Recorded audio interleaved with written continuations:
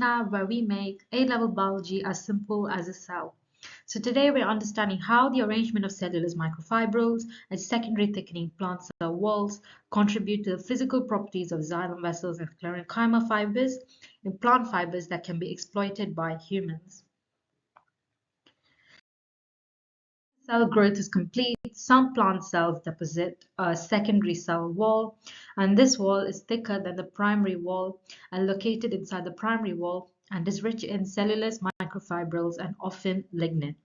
Secondary thickening occurs in the xylem vessels and the sclerenchyma fibers. Arrangement of cellulose microfibrils. So cellulose microfibrils are arranged in layers. And in each layer, the microfibrils are oriented in different directions.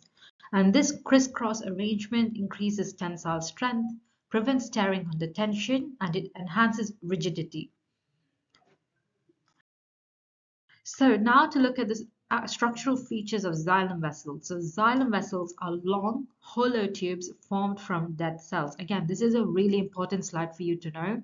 So take good notes on these. So the secondary walls are thickened with lignin.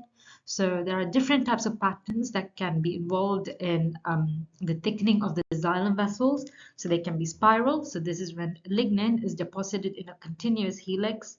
They can be annular. So this is when lignin is deposited in rings rather than a continuous helix.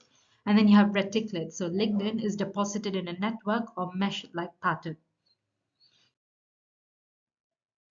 So now to look at contribution to physical properties. So lignified secondary walls prevent collapse under negative pressure and it provides rigidity.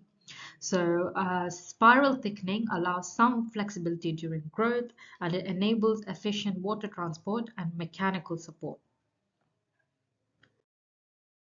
Sclerenchyma fibers. So they are made of long, narrow cells and they have very thick secondary walls and high cellulose content.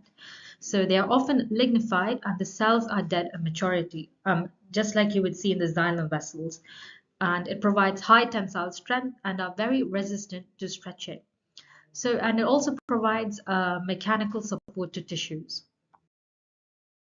We as humans exploit these properties that we recognize in xylem and sclerenchyma fibers. So some examples that we exploit these qualities are plant fibers such as flax, hemp, and cotton. So the fiber manufacturing units, they exploit the high tensile strength, the flexibility, and the durability of the sclerenchyma fibers. They are widely used in textiles, rope, and paper production. Wood is another example where the strength of the lignified xylem vessels are exploited and they are used for construction, furniture, and fuel, as you would know. That's a snap today. Hope you found this video useful. If you have any questions, let me know in the comments below and I'll get back to them as soon as possible. And don't forget to like, share, and subscribe.